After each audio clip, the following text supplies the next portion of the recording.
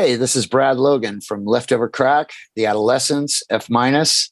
You were listening to The Vinyl Guide with Nate Goyer. Oh, well, thank you, Brad. And hey, everyone, it's Nate here. Welcome to episode 296 of The Vinyl Guide, the podcast for record collectors and music nerds. And this week, people, we have as our guest Mr. Brad Logan. Now, you may know Brad from his time in Leftöver Crack, Ep296, or even as a member of the Adolescents, but he's also recently co-authored a book about the absolute madness, insanity, and unbelievable details of the band Leftöver Crack. The book is called Architects of Self-Destruction, an oral history of Leftöver Crack, and believe me, it is so hard to put this book down. It's a music biography and a crime novel all in one. Of course, you can get the book wherever books are sold. There are autographed versions at rarebirdlit.com, or you can just Google it and I'm sure you'll find a copy. And real quick, I want to ask all of you a favor to please share this podcast on your social media. Put it on Facebook, tweet it out on Twitter. Make sure your friends know about the Vinyl Guide. We've got a huge backlog of nearly 300 episodes to enjoy. Interviews with the people behind the records we love and collect, like Eerie Vaughn of Sam Hain, Danzig, and Misfits, episode 286 and 287 of the Vinyl Guide. Ian Mackay of Minor Threat, Fugazi, and founder of Discord Records, episodes 282 and 283 of the Vinyl Guide. Mr. Keith Morris of Black Flag, Circle Jerks, and Off, episode 290. Fred Armisen of Saturday Night Live in Portlandia, Vinyl Guide episode 289, and heaps more. Subscribe to the Vinyl Guide podcast for free. Enjoy every episode interview, share with your friends, and let's all nerd out together. And I want to give a few shout outs today to some extra special people out there, including Mr. John Gentile of punknews.org, who brought this book, Architects of Self-Destruction, to my attention. John is always awesome to our show. Thank you so much, John, for everything. Also, a big hey now to our new patreon.com/Vinyl Guide supporters, Mr. Andrew Mills, Paul Van Inns, Ian Wobble. Thank you so much for your support, fellas. And by the way, there's an extended version of this interview only up at patreon.com/Vinyl Guide, so please enjoy. Also, a big shout out to Zach and the team at Kingdome Records, who sent me a nice note over Instagram this week, an exchange they had with Ian Mackay saying nice things about our podcast, which, believe me, is a huge good feeling there. So thank you so much, Zach. And finally, I want to give a shout out to the band Latest God, whose new hardcore single is absolutely phenomenal. It's on Life Lair Regret Records. I got one sent to me in the mail. It is absolutely phenomenal.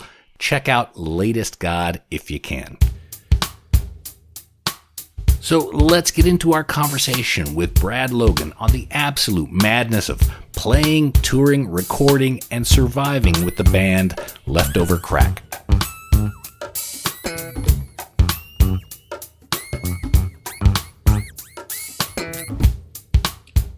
Oops. Well, that's not a good start. Hi, Nate. How are you, Brad?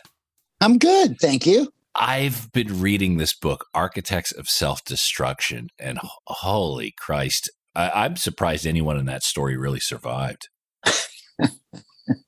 Yeah, right? Yeah.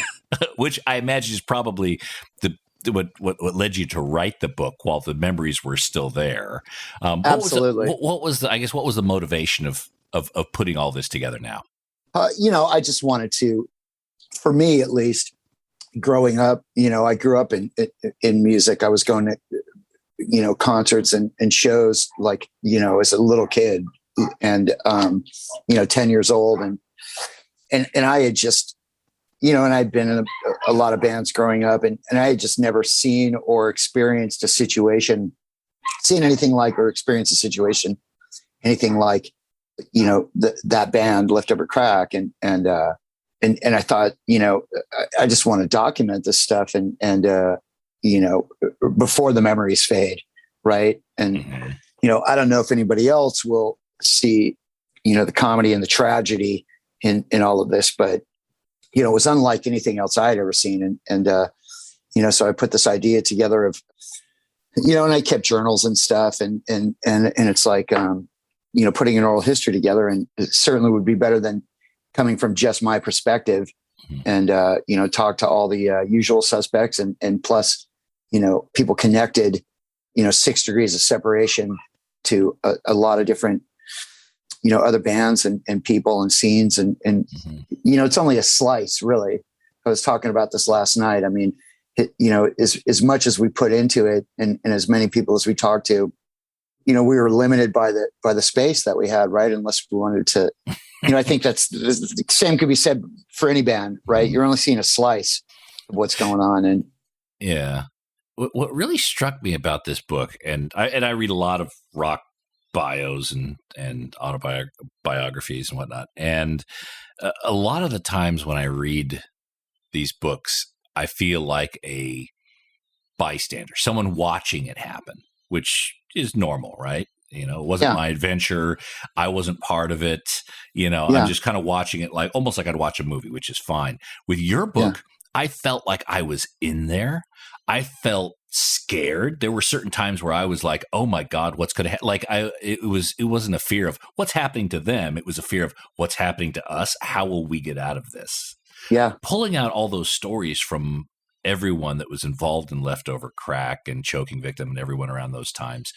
Was it difficult? Was there a lot you had to chum through to get what you had? Or did people already know the stories that were going to be the most contributive to this narrative? Well, I knew exactly what I wanted to talk about.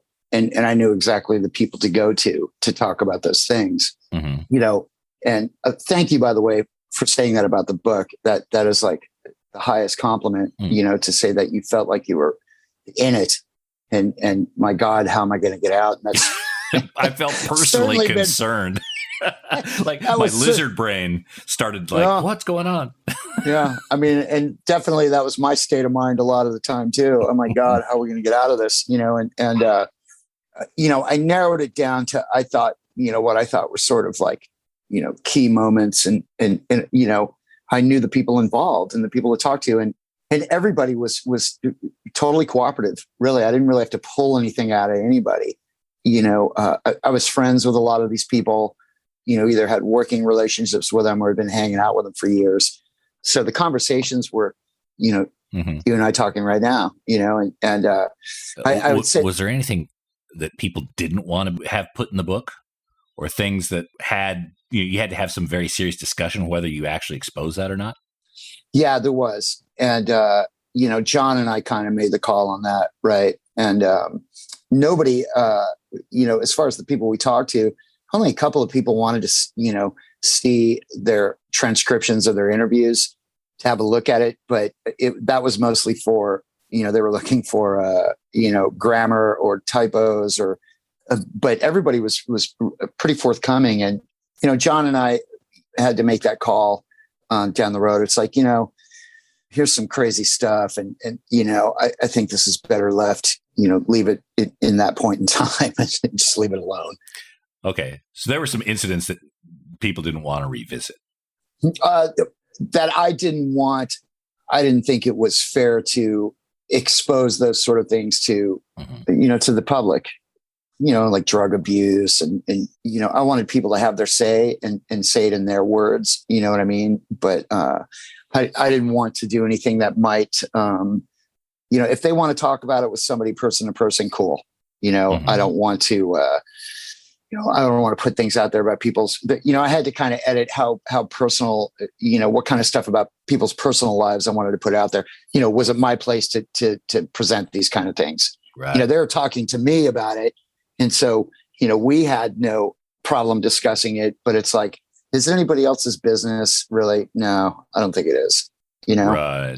If that makes any sense. Yeah. I mean, would that lead to a conversation about look, I've known you for 25 years. You've, here's the things that you shared with me that are somewhat on the record, but I feel that these elements of this conversation, don't really lead us anywhere and probably, do more harm than good. Did you have that, or did you just make the editing decisions and kind of? Yeah, I think these are things that just came out in the course of a conversation, and the conversations would be, average an hour to 2 hours, or sometimes multiple sessions, so it'd be like, just like you're talking to your friend, on the, sitting on a bench somewhere, and really, the hardest interview, one of the hardest interviewees was, according to John, was myself. I'm a hard interview, he said, and he had to pull some things out of me, that there was just a lot that, that I didn't want to get personal about, Right. my opinions about certain things. And he sort of, demanded that, I dig a little deeper, which I did. But I did not enjoy doing that. I certainly didn't demand that of the people I talked to. Did you find yourself over the years sealing up some of those memories, or even trying to protect yourself from some of those memories? Yes. Yeah, absolutely. I found that there were some things I just put into I compartmentalized, I put it into a box, and I put it in storage in my mind, never to be revisited. Or, I would just look at the label on the outside of the box. I really wouldn't open the box. Mm-hmm. And he was asking me to open the box, in some of these situations. And, I didn't want to admit to myself how I felt about certain things, mm-hmm. if that makes any sense. Well, yeah. Was it painful, emotional things? Right. Kind of yes, yeah. Absolutely.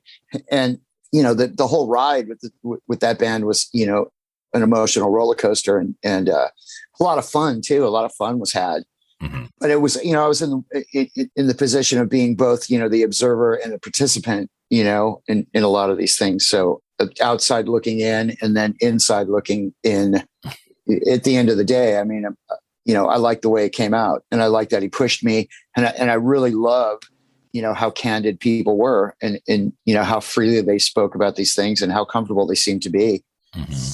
There were a few people that got away. There was a short list of people that I'd wished that I tried to get and tried to speak to, and for whatever reasons, they had grudges against the band or against people, or they didn't want to talk about certain situations, and I understand that. Yeah. But there were some key figures that I wish I could have had for the book. But can you share who those were? I wish I could have talked to to Tim Armstrong. I wish I could have talked to Jello Biafra, Ezra Kyer, who has a little bit of input in there, and I, these are people I could talk to about other things, but maybe not about these things, if that makes any sense. Right. I thought Jello was part of the book. Wasn't he part of the interviews? People were talking about Jello. Okay. And we talked to like Jesse Townley, who worked closely with Jello at Alternative Tentacles. And mm-hmm. We all talked about our love and admiration for Jello, but, he's a hard guy to get a hold of. All these people were hard people to get a hold of. Yeah. And, there was some history, and I didn't really want to press them if they didn't want to, be pressed, Right. I suppose this is a book that probably could only be written now, because a lot of the controversies, a lot of the wounds probably took quite some time to heal. Correct. Yeah, absolutely. So let's go through some of the recordings, because you've got quite an extensive discography going back to 1993, I believe. Exploding Fuck Dolls. Is that? Yeah, I was on. I was on one of those records. Yeah, I was on a 7-inch. Yeah, American Bomb. Tell me the story of American Bomb. Well, it was as simple as they were a band, and I knew the guys in the band. The Goyer twins and Dwayne, and it was as simple as I think their bass player quit or didn't show up or got fired or something. I can't remember. And they were like, "Hey, you want to play bass for a couple of shows?" And I was like, "Sure." And oh, do you want to record some songs? Oh yeah, sure. And then it came out on a 7-inch. And then, a little bit later, it was like the guitar player either disappeared or got fired or quit. I can't remember. Mm-hmm. So I played guitar in that for a little bit, but it was quite short lived. The stint with those guys, it was maybe, less than a year, mm-hmm. And we did some fairly chaotic shows playing in people's apartments, in apartment complexes in the middle of the night. And, things like that. And so, yeah, that really wasn't a very, most of the bands I was in early on were pretty short lived, a couple months, 6 months, Yeah. Did you, like, very early on, did you embrace the notion of being a musician, or is it something you fell into? When I was 10, my parents bought me a guitar for Christmas, and they had enrolled me in group guitar lessons. And I didn't really have any interest in playing guitar, but I was like, all right, that, it sounds like something to do. And I'd sit in a semicircle of, 10 kids, and we'd be playing like Kumbaya or whatever, 2-chord, songs. But I'd always been into music. And so, later on I started, a couple years later, I started trying to play along to, like, Aerosmith records or whatever. And I would just figure out, of course I didn't know how to tune a guitar. So that didn't occur to me till much, much later, what a tuning a guitar or what key anything was in. And I would just figure stuff out. And then of course, when, the Ramones, came out and the Pistols and X-Ray Specs and stuff like that, I started playing along to those records, which were really easy because it was all bar chords. And I guess that's where I cut my teeth, right? Was on that kind of stuff. And I was a little kid, when those records came out. I was, in grade school, but I was still playing, and I just never stopped playing. And then, but I always kind of just fell into bands, it wasn't like, I'm going to go out and I'm going to join a band. The first punk band I was in, I sort of joined by osmosis too. It was the people I was hanging around with these. I was a stoner kid, and long Robert Plant kind of hair, but I would hang out with the punks, that lived in my neighborhood, and because, really at the end of the day, they were a lot more fun, and we couldn't go to bars or really anything like that. We could, so we would sit around and play beer games, and they were like, we're going to cut your hair. One day it was like, we're going to cut your hair. We're going to dye it for you. And I was like, all right. And then, a little bit later it was like, hey, we need a guitar player for our band. You want to play? And I was like, all right. And that was this band called the Ozzy Harrows that was with Mark Alba. And I talked about it in the book, Mark and Lane and Emil and Dez from Black Flag. And I would just kind of like drift from band to band. And I wasn't very ambitious, in that respect. I did, however, music meant everything to me. It was, the way I got through life as a teenager and a post grade schooler, I guess, or even a grade schooler. I mean, that was like, music was my therapy, and I would just listen to records over and over and over and over. Sometimes the same, if I found a song I liked, I would listen to it over. And the Who Quadrophenia, I would listen to over and over and over and over. That was a critical album in growing up for me. And I don't know. Did I answer your question, Nate? Yeah, well, look, we got around to it because I believe you had some time. You were working at SST or hanging out at SST Records? I was hanging out at SST. Ozzy Harrows would rehearse there. And because Dez was in the band and Emil, who was the drummer, had just joined Black Flag, it was like, well, you can rehearse. You guys can rehearse here. And they had a bunch of amps and stuff. And so we would just go there and plug into their stuff. And it was great, it wasn't until later that I started putting my own bands together and stuff like that. And then there was a period of between the late 80s and early 90s that I was on sabbatical from, society. Really, it just went underground completely, it got swallowed up by, my own drug problems and stuff and just submerged into the underground, And when I resurfaced in the early 90s is when I still had no intention of ever playing in a band ever again. Right. It was like, well, I didn't have any equipment, and that's like a cool thing that people do, and I just didn't see myself ever as ever being able to do that. It's like, I don't know what people possess that they can do this, but I don't think I have it. But then again, I just was in the right place at the right time in a lot of ways. So was Choking Victim kind of your, I'll say, gateway out of that darkness? No. The gateway out of the darkness began in the early 90s and really had nothing to do with music as much. Mm-hmm. I'd pulled back from music and shows and punk shows. And, I got on my feet. I started working, just warehouse jobs or any sort of menial sort of, I hadn't had a job in a decade, and then a friend of mine worked he worked for Golden Voice, which was they did shows. They were a promoter who did shows in Los Angeles. And from the very early 80s, they used to do punk shows, and they'd become quite big, by the 90s and while I was asleep. And so I started, working there, just, unloading trucks and stagehanding.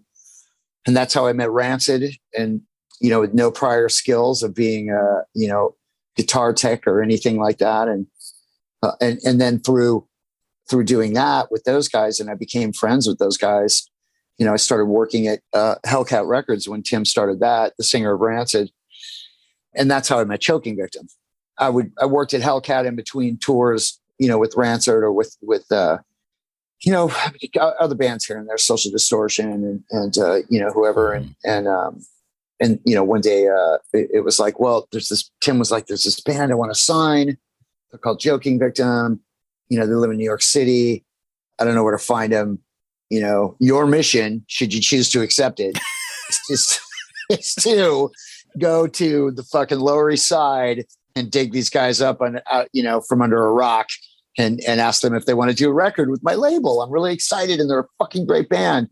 And I had heard their one song, 500 Channels, or maybe it was Infested. And I agreed. It's like, this is pretty mind blowing stuff. And I did just that. I went out there like a secret agent and dug these guys with nothing but a phone number, pre-cell phone, pre-computer age, and boots on the ground. Right. And dug them up and, told them the news, here's this, these guys that want to do a record with you. And they're like, what? Us? What? Why? And, one thing, they took some convincing. They were not like, oh, this sounds like oh God, dream come true. Yes, let's do it. Where do we sign? Mm-hmm. They were very much like, I don't know, So just to clarify for people who are listening who haven't read the book yet, you had to go to New York and find these guys, but they didn't have a residence. There wasn't a house or an apartment or something like that. They were in C-Squat. Is that right?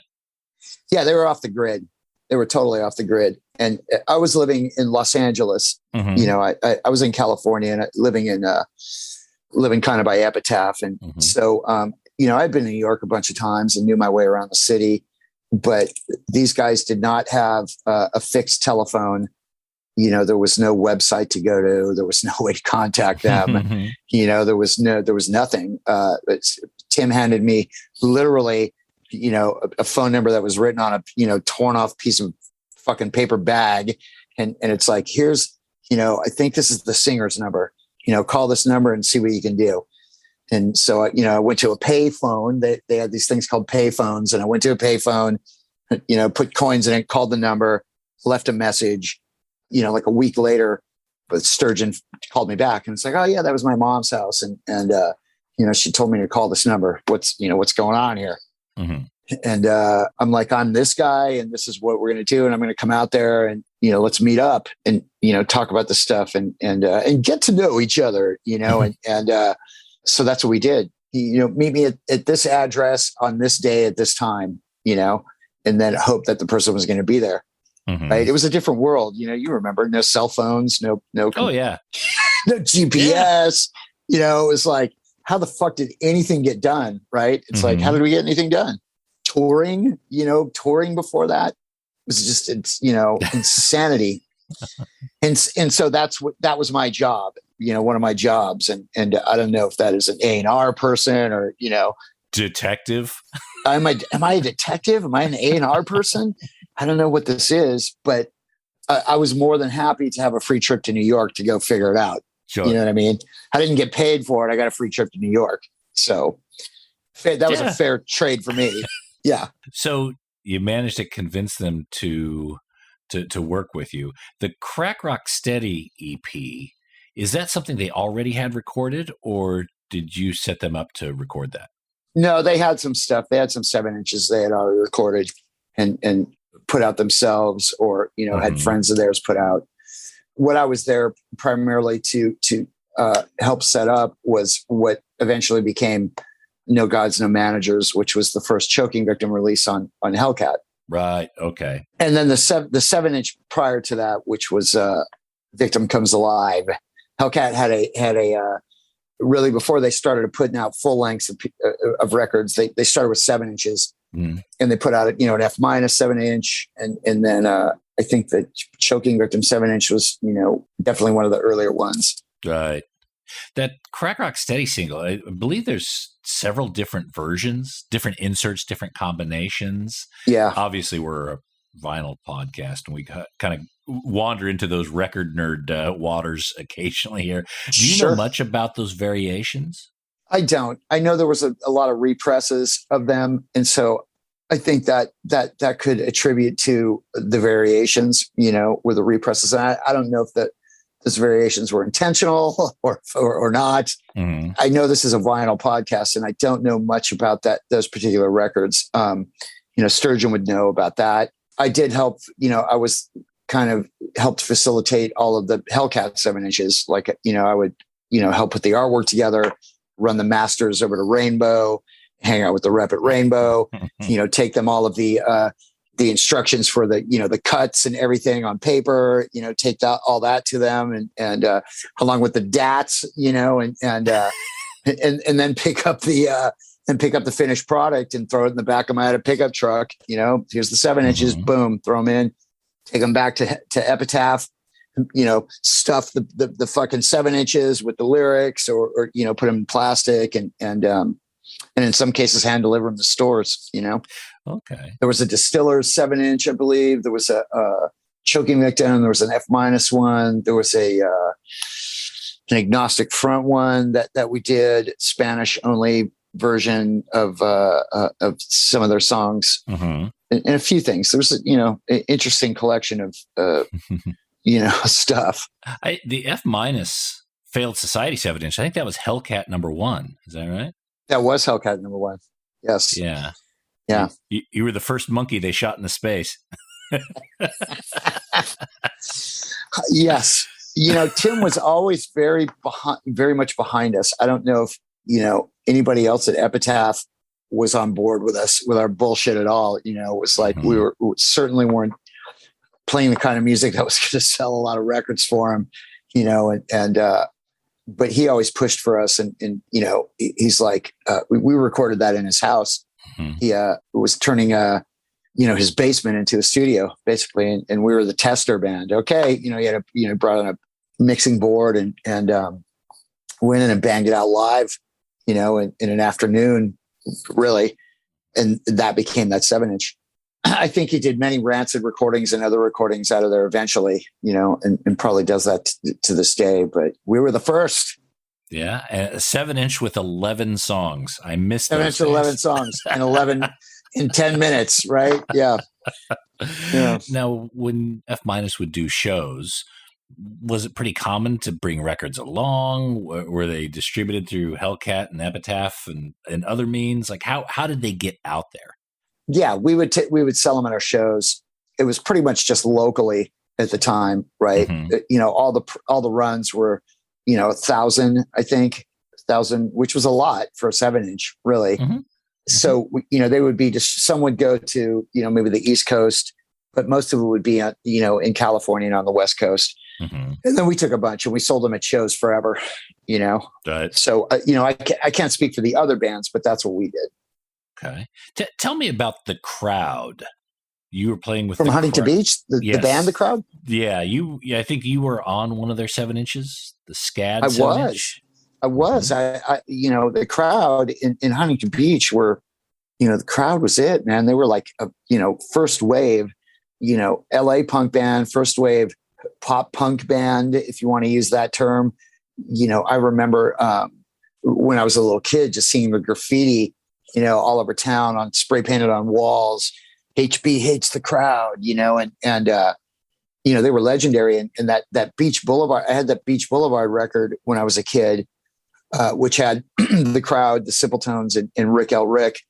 You familiar with that record? I don't know Rick L. Rick. No, I don't. It was on Posh Boy, and it was like a sampler of it was a 12-inch full length, and it was a sampler of 3 different bands, all connected by the road Beach Boulevard, which runs, from the mountains all the way to the beach, right? And so there was, Rick L. Rick and the Simple Tones, which they were sort of inland, Covina and Rosemead, and then The Crowd, which was where Beach Boulevard stops in Huntington Beach, and each band did I think 5 songs each, 5 or 6, and it was amazing. It was The Crowd's, just every song on it was just, Tricks for Kids. It was just, there was nothing like it, right? It was the ultimate like pogo madness, and then I eventually ended up playing with Rick L. Rick too for quite a while, who had been in this band Negative Trend and this band F Word.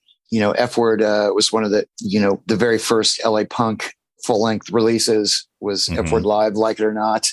So anyways, The Crowd was for me, they were just like the fucking punk Beatles, and later on, again through osmosis, it's like, hey, we need another guitar player, and do you want to play with us? I was like, oh God, are you kidding me? Of course. Yeah. So I played with them for about a year, and recorded a 7-inch, recorded Go to the Dentist, which is a comp track, and then I left them because I had moved to New York City. But they were the last band I played with in California before I moved to New York City. Right. And that I might have been an F- simultaneously. I think I was. Yeah. Well, that's all around the same time. It seems like that late 90s period. Yeah. You had, there was a lot going on. You were involved with the Golden Voice team. You were part of F-. There was the Hellcat activity. You were chasing people around the world. It seems like that decade right there was your most varied. That was my peak. It's all been downhill from there. Well, not my words. I would just say there's a lot happening in the music industry, and especially in punk at that particular time. It was this very unique time of growth. Record companies still made money back then. Yes. Yeah. It was, you're right. It was, there was a lot going on, and a lot for me personally going on. And, that said, I never chased any of it. I never chased any of it. I just loved music, really. Yeah. And I was just attracted to music. I never made any, what's best for the career. I never made any choices like that. I just followed the music, wherever the purity of the music was. And so, working at record labels and working at venues and that's where, and working directly with bands, that's where the shit was, That's where the gold was, man. And because music had saved my life, and so, that was a weird period because the record labels were still making money.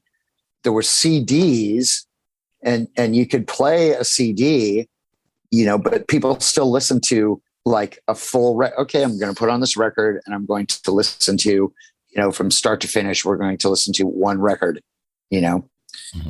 which is kind of weird. Now I ask people, I imagine you listen to whole records, but that's kind of seems to be a thing of the past. Yeah. At least sides. I mean, yeah. Yeah. I mean, I guess there's, only a few records I'll listen to all the way through. You kind of pick your favorite songs out of it.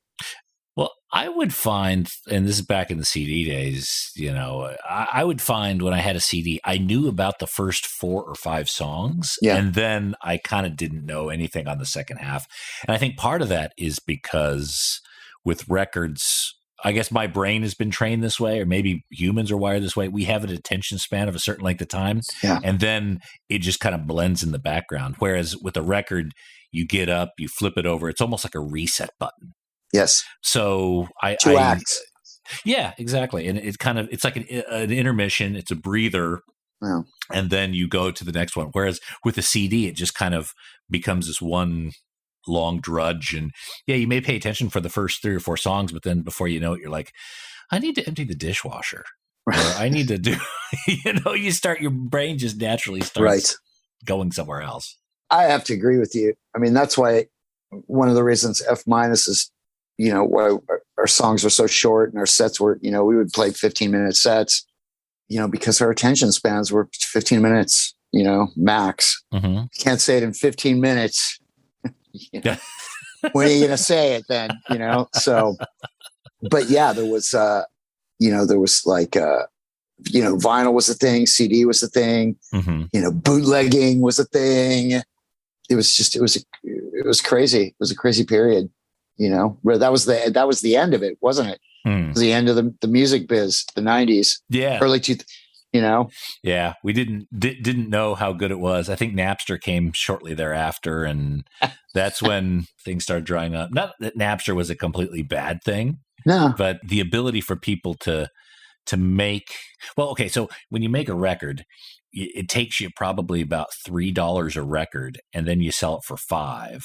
There's a little bit of profit in there, but it's not a great deal. But then there was the CD where you could make one for 80 cents and sell it for $20. There was this huge profit margin. And then that's when, the record labels went kind of crazy. Promotion was kind of crazy. There's a lot of money, a lot of dollars. Yeah. Once that heyday dried up, then the great reckoning fell upon us. Indeed it did. Indeed it did. Yeah. But it was a good party while it lasted. So now the people who are still into music are the people who love the music from the very beginning, who would have been in it whether there was profit or not. Yes. We got rid of the douchebags. I think that's, or a good percentage of them. That's the way I kind of look at it. Yeah. Yeah. I agree. So starting with Leftöver Crack, you didn't, were you on Mediocre Generica? Were you involved in that? We'll be back after these messages. Psst, hey, I gotta let you know about the Groove Washer record cleaner. The Groove Washer is the best record cleaner money can buy. I use it daily, and it not only cleans my records so they look and sound their very best, but the Groove Washer is also safe for long-term vinyl storage. I would never trust my vinyl with a no-name cleaner. Only the Groove Washer for me. Ask for the Groove Washer by name at your local record shop and accept no substitutes. And if they don't stock the Groove Washer, just simply go to groovewasher.com and get 10% off with discount code VinylGuide10. That's groovewasher.com, discount code VinylGuide10. Really quick, write this down. AudiofileUSA.com. AudiofileUSA.com is a family-owned and operated record shop that only sells excellent and near-mint vinyl records. They somehow find the cleanest record collections on the planet, many in original shrink wrap, some still sealed, and AudiofileUSA.com makes these decades-old pressings available to you. AudiofileUSA.com has over 42,000 titles in stock, and you can dig through their website searching by artist, genre, or even label and find the deals. Bookmark it in your web browser now. AudiofileUSA.com, home of the Holy Grails. Now we return to the program already in progress. No limits. So, starting with Leftöver Crack, you didn't. Were you on Mediocre Generica? Were you involved in that? I did. I played a little guitar on it, and I did, some background vocals. While it was being recorded, I think I was living in New York City, but I was working. I might have been. I can't remember exactly. I might have been on tour with somebody or going on tour with somebody, but I technically wasn't in the band anymore. I had maybe I wasn't living in New York because I moved to New York for a while, and that came out September 11th, didn't it? It came out September 11th. Yeah. So by September 11th, I was there on that day, but I wasn't living in New York City anymore. So I came in, and Sturgeon was like, "Yeah, we're recording, in Midtown, which is right by where I used to live, by Madison Square there, and so I'd come in, I'd do some guitar solo here, some vocal track there, and so yeah, I was on it, right? Okay, but not all the way through. And Mediocre Generica, originally the title was supposed to be Shoot the Kids at School. Shoot the Kids at School, which didn't work well in a immediately post Columbine world. No, it didn't. I know you cover the controversy in the book. When you first heard the working title of the album, what was your reaction?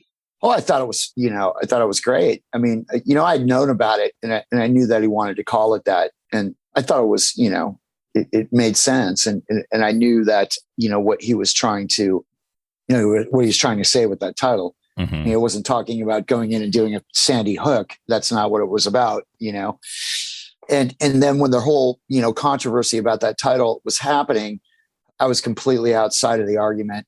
I was unaware of it, really. And, I moved back to LA from New York to, F- recorded a record with Hellcat. Mm-hmm. And then I moved to New York. And we were never really going to be a band because everybody was in other bands. Erica was in school. And then at some point we were like, hey, do you want to try and be a real band and make another record? And I was like, sure, cool. So I moved back to, Erica was from New York City. She moved to LA and, we all moved back. Mm-hmm. So while that whole controversy about, what it was going to be called, the title change and everything, I was on tour with, either F-, probably F-, mm-hmm. and had no idea that was going on. So when I got the new CD in my hand of like, oh, Mediocre Generica, fuck, this is a great title too. In fact, this is even better. This is more clever. I thought it was great. And I went to Sturgeon and went, God, I love the new title. And he's like, well,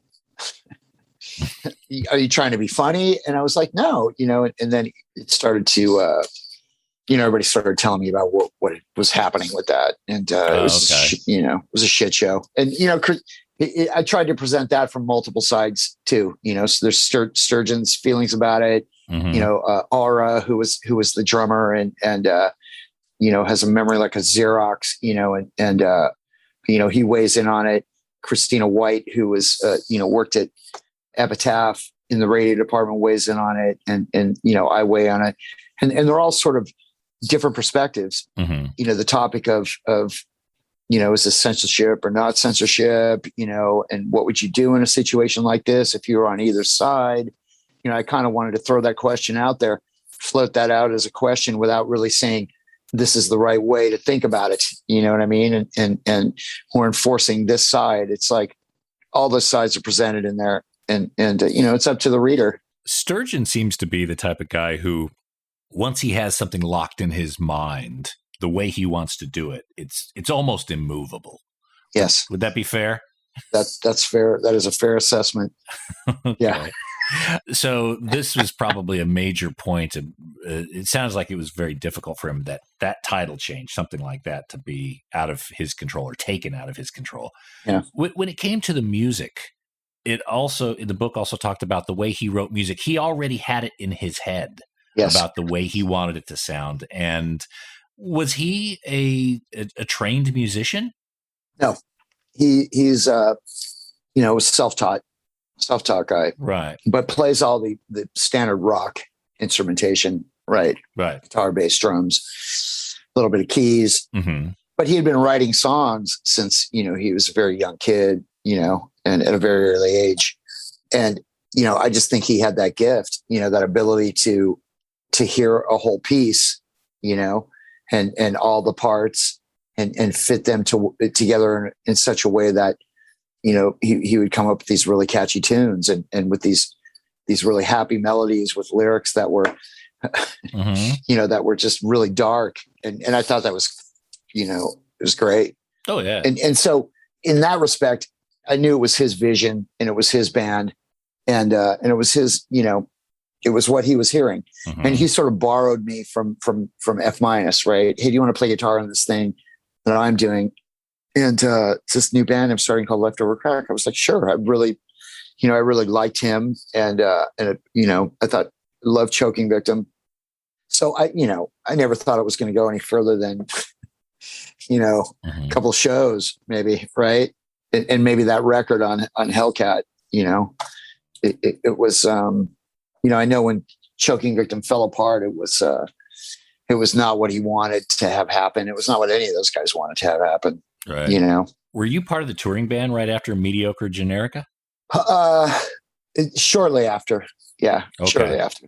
Yeah. Cause it was released on September 11th. Yes. As I understand. And actually was it Alec in the band who used to work in the World Trade Center? was Ara who was the drummer. Sorry. Okay. Ara's also in this band, the Slackers. I don't know if you've had a chance to hear them. They're great, sort of a rock steady reggae they're a great band, 60s influenced, but Ara worked there. He worked, on the 82nd floor. So he would have been right there at that time. He would have been killed. Mm-hmm. If it had been a normal work day, he would have been there at 9 a.m, on that floor. And it just so happens he quit, 4 days before, to go on tour. And I can't even imagine the mind fuck, of that. The guy who replaced him died. The guy the guy at work. Yes. The guy who replaced him. Yeah. Yes. Was there and did die. Yeah. Yeah. So, I mean, can you imagine all of that going through your head? It's like, it's like missing a bullet, just goes right past your face. Yeah. Right. So in terms of Leftover Crack, again, Sturgeon just always seemed to have this vision about what he wanted the music to sound like. And his philosophy was, I want to do just a handful of just really strong records and focus his time on those releases, which is kind of seems to be what's happened over the decades. It seems to be that for all the challenges, he seems to have a real talent for seeing around corners that way. Yeah, he does. And not to speak for him, but, his take was, as he said to me many times, is, he would rather take his time and put everything into making a really good record, than just be putting out stuff constantly to be putting out stuff, which I totally understand. And it's completely contrary to the way that I work. And it's like fingernails down a fucking chalkboard to me. It's like, let's record. I mean, I love recording. I love, banging things out and so our styles are different, but, I concede to it being his vision and his band. Mm-hmm. And, he does seem to put together records that are, very well put together, for what it is, for the genre, I guess, of rock and roll, and the records would come out. I mean, there's a 10-year gap between Fuck World Trade and Constructs of the State. Is Leftover Crack dead? Is there no coming back for that? Was it 10? Well, there was Fuck World Trade was there was a couple of releases between that, but you mean from here on out? I don't know. Yeah. I don't know what's in the cards, to be quite honest with you. I do not know. Mm-hmm. I don't know.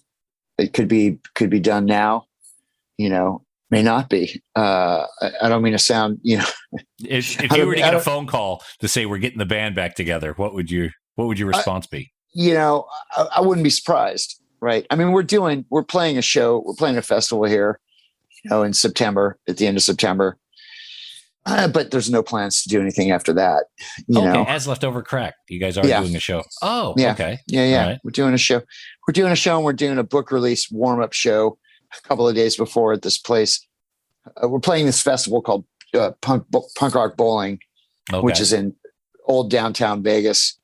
And then a couple of days before that, we're playing at a place called Alex's Bar. We're doing a book release and sort of a warm-up show for that. Mm-hmm. But anything else?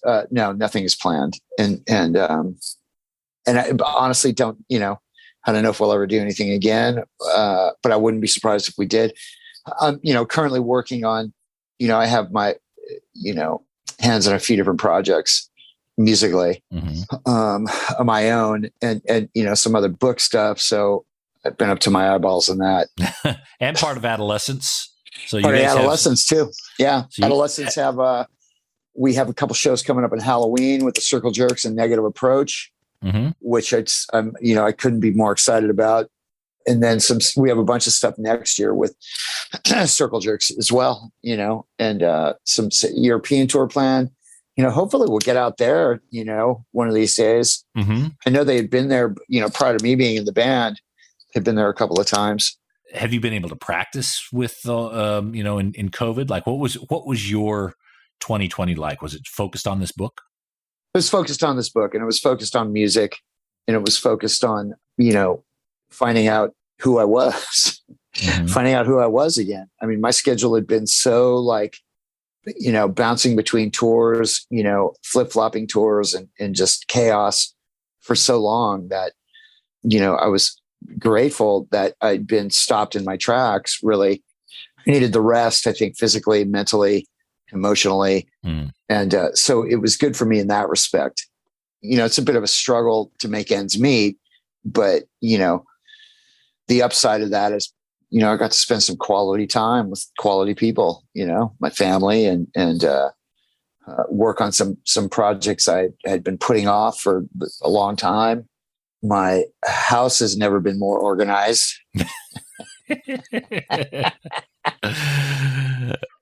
just take things at a different pace, you just take things a lot slower, which has been, I'm not prone to doing, and so I had to be forced into it. Yeah. And I know this wasn't the experience, not everybody had that experience, but I know a lot of people that had that experience, a lot of people who are like, barring the tragedy of 500,000 people, dying in the US and all over the world. And I think emotionally it's been, a lot of people, it's helped a lot of people, It's like that moment where you flip the record from side A to side B.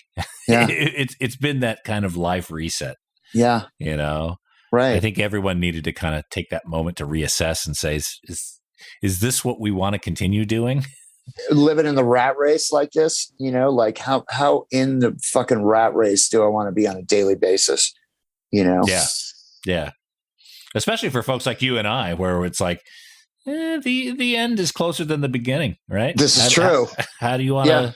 How do you want to do this? The rest of this? Absolutely right. How do I want to spend the next half? Or whatever's left, and what kind of quality of life? What are you doing different now? Oh well, that's a very good question. I'm taking things a lot slower. Taking things a lot slower, and in regards to, I've been working on, trying new things, trying new types of music, working on myself physically, working on myself like, emotionally, getting through some hurdles I had, in my own life mentally. Right. And, just never really had stopped and taken the chance to work these things out, and just spending time on the little things, making my world very small, sitting in the backyard. I have a backyard, sitting in my backyard and just listening, listening to weird shit like that. I don't know if that sounds like, too out there, but like, going out there and sometimes with a pad and pen and a pad, and sometimes with a book, and sometimes with nothing. You're just sitting and listening to like birds, and trying to just be in the moment, right? Instead of like always living in the future, or in the past, and which I tended to do, trying to just be right here, right now. And it's a lot easier to do that, I guess, when you're not moving at 90 miles an hour all the time, right? I think that's kind of the wisdom. That's the reward for making it as far as we have, I guess. I'm right. You and I are probably around the same age. Yeah. But, it's part of the reward of you've had this life, these adventures. You've had a lot of examples, good and bad. Yeah. And now you're just taking a moment to drink it in and assess yourself. Swim in Lake Brad. Exactly, Nate. Yeah. I mean, exactly. There were, it's like, I look at things and it's like, well, I went down this route for a long time and I tried that thing and I don't really like that thing, but then these things over here, I do really like, and I want to pursue, that direction for a bit. And I still love playing, I do. And I've done a few rehearsals, but not really, on a regular basis. The Adolescents haven't gotten together. Members of Leftöver Crack, we've gotten together to sort of prepare for the show. I went to one or two gigs recently I was very cautious about going to them. You know, it was a weird experience. Oh, just the masks and Right. the Right. people. Okay, Yeah. Yeah. It was just, it felt, immediately foreign and familiar at the same time. It was awkward and yet familiar. It's like, you can't really describe it any other way. It was like, here's this thing I've been doing all my life, and this just feels totally weird. But then and I just went to see some local bands around town, right? At not big concerts or anything. And by the second one, it was like riding a bike, and it was cool. But, I'm kind of taking a step back. Things are getting kind of weird again, and I was, right. And, I know they are out there. And I was chatting about it with Ara actually today. We were texting about it. Ara, who's was the drummer in Leftöver Crack. And, we spend all this time, trying to avoid this. And now it just looks like, well, we're going to get it anyways, all of us. And it's just, it seems like, well, now it's not a question of if, it's like when and how bad it's going to be. Right. Because people, I now personally know numerous people who have been vaccinated who have COVID. Some of them are really sick. Some of them are not so sick, and it's like, oh, well, that's great. We're going to get it anyways, not, by not even trying. I don't know. Have you heard of the Australian band, The Chats? I have not. Okay. Newer band or older band? Newer band. Okay. The guys are literally 21 years old. They're a three-piece. They're amazing. Correct. Yes. Yeah. Yeah. They're great. And here in Australia, before Delta, we'd pretty much beaten away the first version of COVID or whatever. Yeah. And where we had like 4 cases in the whole country. And Smoko was the Chats. Smoko, that's right. 100%. 100%. Yeah. Their new well, it's not new anymore, but their album High Risk Behavior. Yeah. Excellent. Check it. Oh, wonderful. Yeah. So we went to go see them, and we had these socially distanced shows. Yeah. And I went to a few of them, a few bands, and you see like socially distanced punk shows. It just seemed very, antithetical, but you want to support the bands. You want to hear the music. You want to, you put up with the horse shit to do that. Right. Yeah. And I'd seen a few socially distanced punk shows, Hard-Ons, and a few other Australian bands, that sort of thing. Yeah. I went to go see the Chats one night, and it was the night that they were ending the lockdown in Sydney, the first one, right? Okay. And they were supposed to end it at 12 midnight. And Chats went on. They had a couple warm-up bands. Chats went on about 10 o'clock. And everyone was sitting in their prescribed areas for the opening bands. And then about 3 or 4 songs into the Chats, the promoter got on the microphone and said, look, we're ending this lockdown in about an hour anyway. If you guys promise to behave, we'll let you stand up. Sure. Everyone's like, we promise. And within 4 or 5 chords of the next song, it was total chaos. Complete chaos. But it was this cathartic explosion of just people just having such a great time. Yep. And it was, to me, it was it's a moment that I'm not going to forget, because it was like a celebration. Oh my God, it's over. Little did I know that, I know, right? Something's around the corner. Yeah. But I remember just that moment of elation.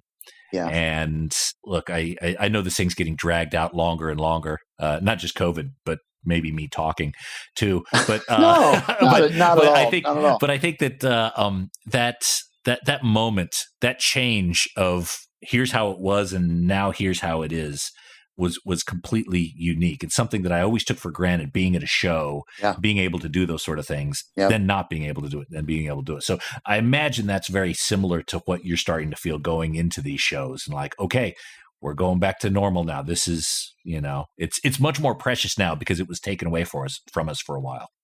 Right. I agree with you there. And I guess, what we didn't expect was for there to be another wave after, millions of people have been already vaccinated, that would just affect vaccinated people as well. Right. And it's like, oh, geez, we didn't talk about this a year ago, so what the fuck does this mean now? I think a lot of people are confused. Are we going back? Are we not going back? are we wearing masks? Are we not wearing masks? So, yeah, I mean, I'm not going to believe that these things are actually happening until I'm standing on stage, at Punk Bowling, or until I'm there, like putting strings on my guitar or something. Right. And then it'll be like, okay, this is, things are happening around here, shows are happening, but, yeah, I mean, I always knew everything would come back. I mean, it's going to come back. You can't keep, you can't keep people from wanting to express themselves in these ways and do it publicly. That's very cathartic in itself, and both for, I think, for the audience and the bands. Right. And I know going to a show can be, being in the audience can be every bit as cathartic as being on stage, so I knew it would happen eventually. And I guess, it's maybe because I'm older that I was a little more like, yeah, okay, I can wait, and I understand people not wanting to wait and being just like, I can't take it anymore. I'm ready to go, just release some of this energy and I totally get that, but I'm an old fuck and it's like, yeah, I'll just wait for everything to be cool, it's right. It's around the corner, it's not far. I knew things would get back to normal too. I just didn't know how many of us would be around for it. Yes. Right. I know. But our job is to just try and stay alive, right? To be around. So did the Hard-Ons play some socially distant shows? Yeah. We played with them once in Belfast. Leftöver Crack did. They're great. Great band. Great guys. Yeah. They just got a new singer. They just announced yesterday, Tim Rogers. Blackie's not singing anymore? No, Blackie's playing guitar. Oh, right. Okay. Songwriting, and he does his own solo stuff. But they had a singer that kind of kept coming in and out of the band, one of their childhood friends, Keish. And he's out. Tim Rogers of UMI is in. They just announced it yesterday. So, oh, cool. I'm very delighted about that. Yeah. Oh, great. Yeah. So, look, Brad, you've given me plenty of time. I do appreciate it. Is there anything you want to talk about we haven't talked about? No, I think you asked some very good questions, and thanks for having me on, Nate. I mean, this is great. Sure, no worries, man. Yeah, I'm honored. Oh, well, look, you belong on this show. I really appreciate you, coming on and talking music and record nerdery stuff. Are you a bit of a record nerd? Do you have a bit of a collection? Yeah. Totally. Okay. Yeah. Tell me about that. Let's spend a few minutes talking about that. What? Well, and actually, I have a bigger, believe it or not, CD collection, which is kind of weird. I have thousands of CDs, and one of these days they're just in giant tubs. It's like, man, I have to like shelve these somehow. One of these days because not all of that stuff is available on Spotify or whatever. Right? It's like there's a lot of stuff that, at least the kind of crap that I listen to, it's not on Spotify. I have the CD of it. My record collection is, and I will say this: the years I spent, as a junkie, I lost probably what would be the most valuable stuff now. These days, of course, you take it for granted at the time, right? It's like, I paid $2 for this. It's not going to be worth shit. When I think about it now, the stuff that I lost or sold for nothing, it's like, What's the one that you think about it while you're taking a shower and you find yourself moaning about it? What? I had like early Danger House stuff, like, We Are the One by the Avengers, Solitary Confinement, Weirdos, Controllers, Flipper, all stuff like that, that's like, Misfits, that's just gone or lost, as well as comic books. I used to have tons of comic books that I just, remember taking in a giant case, giant chest one day and just giving it away for nothing, but my records collection these days consists, mostly of things that I've tried to reclaim, from back then, early punk, records, and then, records by friends, bands, so I'm not a super like, I'm probably not the record nerd that you are, or that a lot of my friends are, like Damian Abrams or but,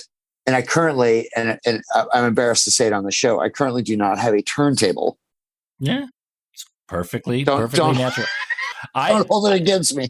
I had a guy on from Bruce Springsteen's band. He's like, I don't have a turntable. It's like, yeah, okay, it's not something that people take for granted that you have anymore. Yeah, it's just.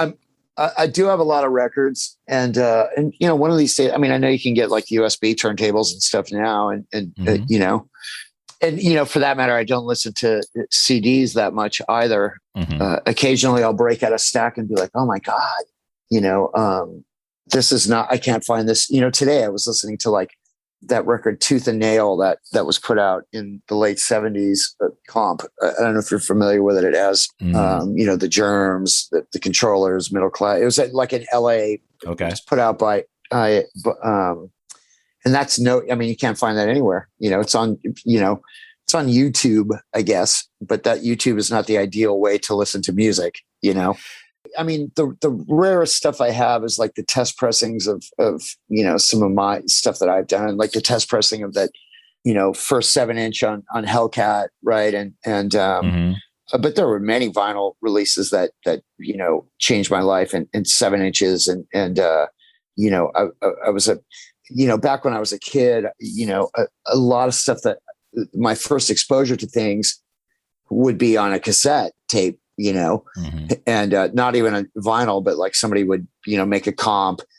And so sometimes I wouldn't even know the artist. It would be like, oh my God, I borrowed this tape from a friend of mine. It's got these, great tunes on it. And the shit is so great. And I don't know where to find my friend now. So I'm never going to find out who this fucking band is that has like 8 songs on here that were mind blowing. And like the first thing that comes up is, you ever heard of Theater of Hate? Theater of Hate was, a sort of a post-punk. I don't know how you'd even describe them, from England. And pre-Theater of Hate was this band called The Pack, which was Kirk Brandon and Billy Duffy. It was Billy Duffy. I think it was Billy Duffy from the Cult. Right. Yeah. And anyways, finding those 2 7-inches of King of Kings and I forget what the other one's called, but they were, late 70s, just really like, pre sort of the goth era, that interim between, the English punk and what became like, Echo and the Bunnymen, Bauhaus, which I'm a big fan of all of that, early 80s English, they used to call it death rock, right? Alien Sex Fiend, Echo and the Bunnymen, Bauhaus, Birthday Party. Anyways, that 7-inch of the Kirk Brandon and the Pack of Lies, I found both of those 7 inches, and it's like, somebody was playing them at their house, and it was like, these are the fucking songs on that cassette. Oh my God. And I bought the records off of them, the 2 7-inches. So I don't know how valuable they are. Monetarily, they're probably not, probably not worth that much. But to me, it's like, and it's just one of those lost gems, I don't know if people are even, have even heard of them or would be into it. I've tried to play it for people. Yeah. You ever do that? I went through this a lot of years of my life where I would just try and turn people on to stuff. Check this out. You're going to love it. And they were indifferent or whatever. And you're just like, oh God, I don't do that anymore. Right. So I let people fucking discover their own shit, Yeah. I'm still a little bit more optimistic then, I guess. Cause there's some records that I will, if I find them cheap enough, I'll pick them up and I have copies of them already, but I keep them like almost like prescriptions. And give them out. I'll give them out. Right. If I find a copy of Miles Davis tribute to Jack Johnson, if I find it for less than $10, I'll grab it and then I'll find someone. I actually go to record fairs sometimes with records just to give kids. Oh, right? That's great. That's great. Just like, here, try this, just because who knows, what that. What a great idea, actually. That's such a good idea. Wow. I might have to borrow that. No, that's a great idea. Please. A great way to pass things on to people, You know what? Ask their parents first. I learned this too. Ask their parents first. Right. The guy, the creepy guy gave you what? This record, this.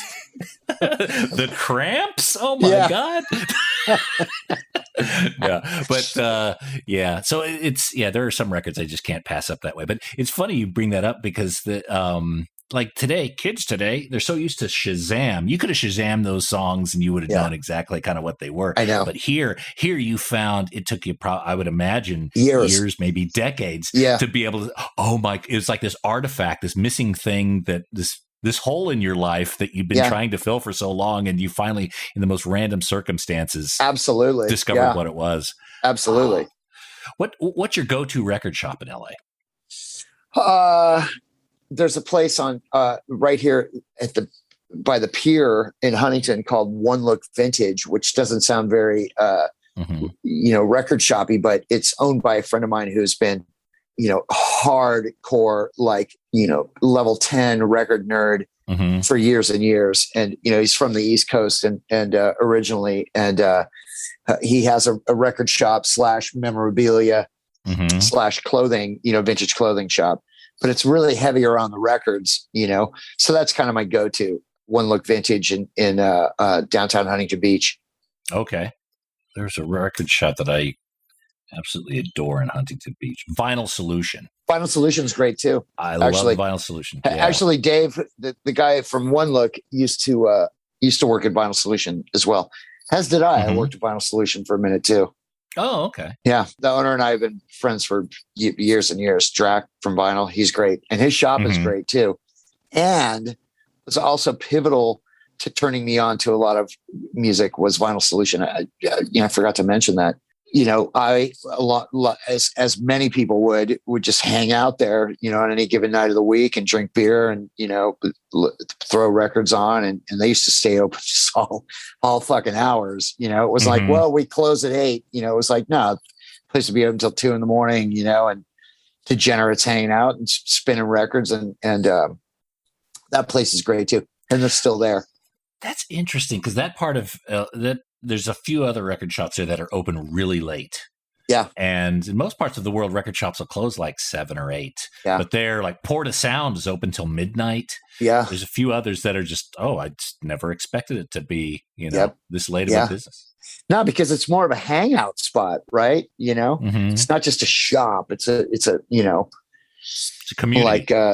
Like what was that movie? High Fidelity, So, Brad, again, thank you so much for coming on the show and sharing with us all those memories and talking records, which is absolutely what we love to do here.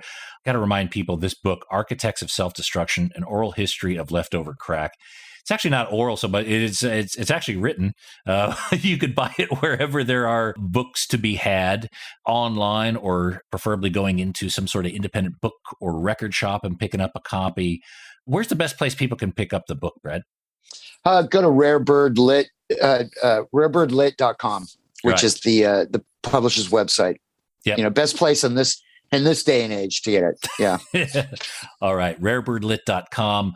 Architects of Self-Destruction, An Oral History of Leftover Crack. It is an amazing, putting it down. This is a book. Normally I read books in bed and they help me go to sleep.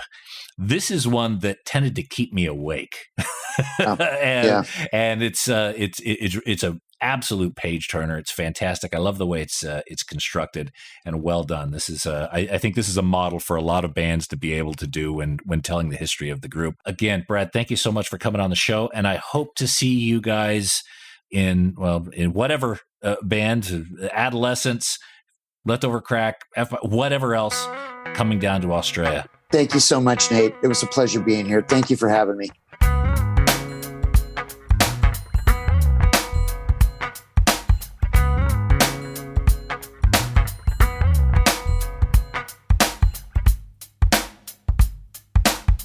All right. Thank you so much, Brad, for coming on the show. The book is called Architects of Self-Destruction, An Oral History of Leftover Crack. Of course, you can find that just about anywhere books are sold.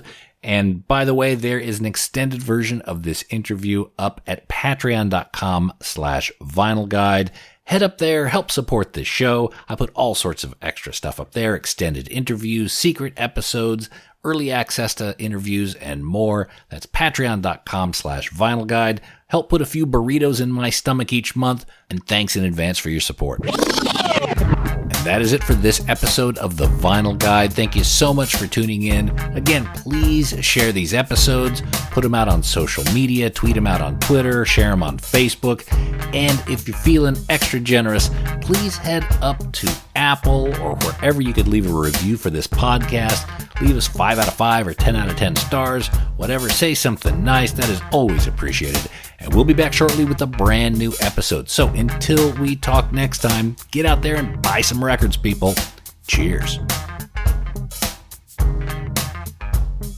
That's it for this episode of The Vinyl Guide. Send your thoughts to Nate@thevinylguide.com or follow or tag us on Instagram @vinylguide. Until next time, keep spinning.